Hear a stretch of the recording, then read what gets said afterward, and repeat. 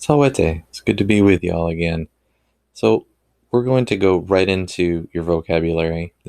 We're not starting at chapter one. We're going to skip around this book quite a bit, um, trying to reduce the amount of words that you need to know. I'm sure you remember from last year at the end, as we were getting closer and closer to the end of the year, our vocabulary list just kept getting longer and longer. This vocabulary list is only 18 words, and I have a feeling that many of these words you've already had before, but I couldn't be bothered to go and check. It's just too much work for me. So I'm using the DP prescribed words guidebook, which if I haven't given to you yet, I will give to you shortly, to pare down my list of words to what you absolutely need to know. And there are some extra ones in there just to help you with the chapter. So that being said, hopefully you've opened your chapter 8 vocabulary and have taken a look at it, made yourself a copy, perhaps printed it, and we'll just do what we have been doing for the past 2 years. I'll show you the words, I'll say them out to you. I encourage you to say them back. I know this is going to be kind of awkward if you're alone in your room and all of a sudden you start speaking Latin. Your folks might think a little weird of you, but probably no more weird than they already think of you. So let's just get right into it. And we'll start off with the first word, aeternum. Aeternum means eternity, obviously. It sounds like eternity. Ager, ager, agri, agri. This is a field. Hopefully you remember the word for farmer. That will help you to remember this one. Auxilium, auxilium. This word means help or aid or assistance. And I think we've had this word before. We get the word auxiliary from this. Brachium, brachium. This is an arm, or it could be any limb, especially of an animal. But for humans, it's typically just your arm. We have another word for legs. I don't know how you're going to remember this.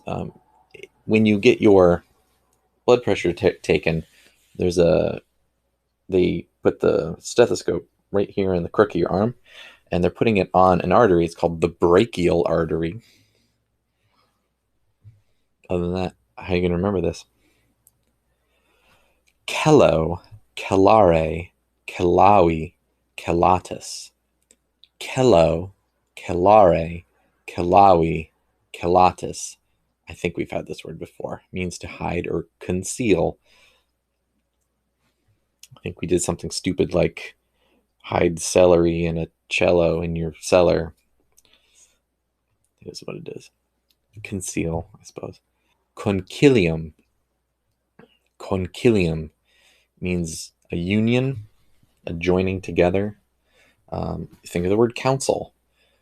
The way it's going to be used in the story, it's really more physically joining together. Dewoweo, dewowere, dewowi, dewotus.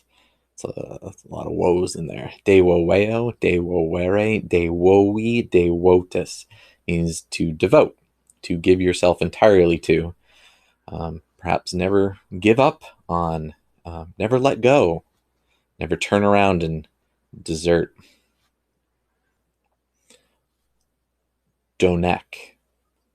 Donek means until or up to the time. There are no English words for this.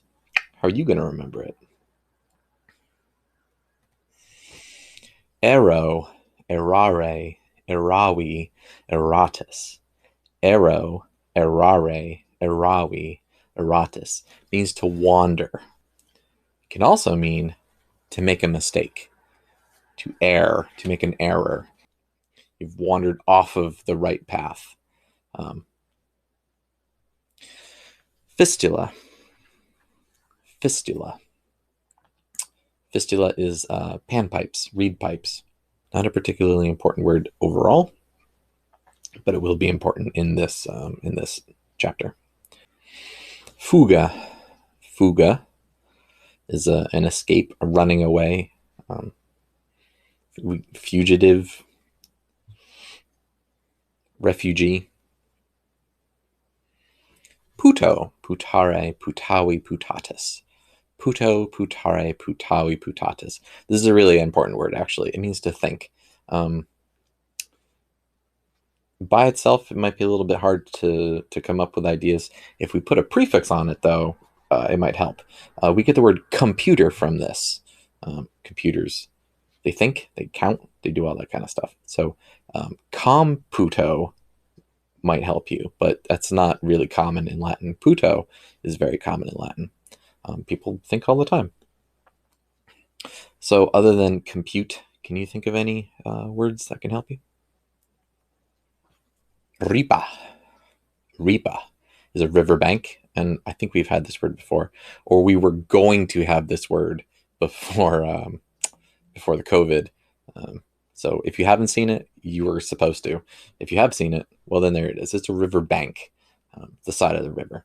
This picture right here that I've chosen, I kind of like it. It's got a nice cliff to it, but they don't have to be like that. It can be a gentle Bob Ross kind of going right into the stream. It's just the side of the river. Strangely enough, we do get the word river from this word. I know it's kind of wild, but it's true. So if you think of the French Riviera, perhaps it's, if you know anything about that, it's a nice place by the side of the river. Saturus. Saturus is a satyr. And there are some ancient examples of Greek satyrs. They don't necessarily look a whole lot like what you might picture in your head. The ancients, they either they didn't know how to draw goat feet very well, which it's more likely our idea of what a satyr is has changed. But you can see he's in both of these. They've got tails. They have normal human legs though, so they got goat ears and kind of ugly faces, lots of balding, big beards. I think I already said that. Snub noses. They like to party. They like to drink. Anyway, you should have no problem remembering this. Sonus. Sonus is a sound. You get words like sonic from this. Easy peasy. Might have already had this. In fact, I think we did back in the blue book. Sonus. Suspiro. Suspirare. Suspiravi. Suspiratus. Suspiro means to breathe. Suspiro, to breathe in, to breathe out, to blow, perhaps. You might think of respiration, it just has a different prefix in front of it. Umbrosus. Umbrosus means shadowy, shady. Back in the red book, we had the word umbra, which means a shadow or a spirit or a ghost. That osis suffix just means full of shadows. And last but not least, weir, weary. It's a man. I hope we've had this word before. It's pretty important. So thinking about ancient sensibilities, the word weir gave rise to things like virtue, virility, it's like fertility, things like that. Anyway, so those are your words. There were only 18 words. That's not bad. And a lot of these I know you've seen before, even if you haven't had to remember them. So I don't think this is going to be too bad for you. It's a nice way to ease into this year, which is sadly going to be pretty difficult for all of us. So we'll do what we can do.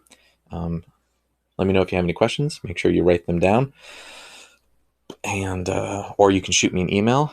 If you do have any questions, if you need to know right away, or if you have some really good ideas of how you're going to remember these things, you can write them down. I would prefer that you share them with the class when we meet. But until then, I guess good luck. Good luck easing into this fun Here we're going to have walleye.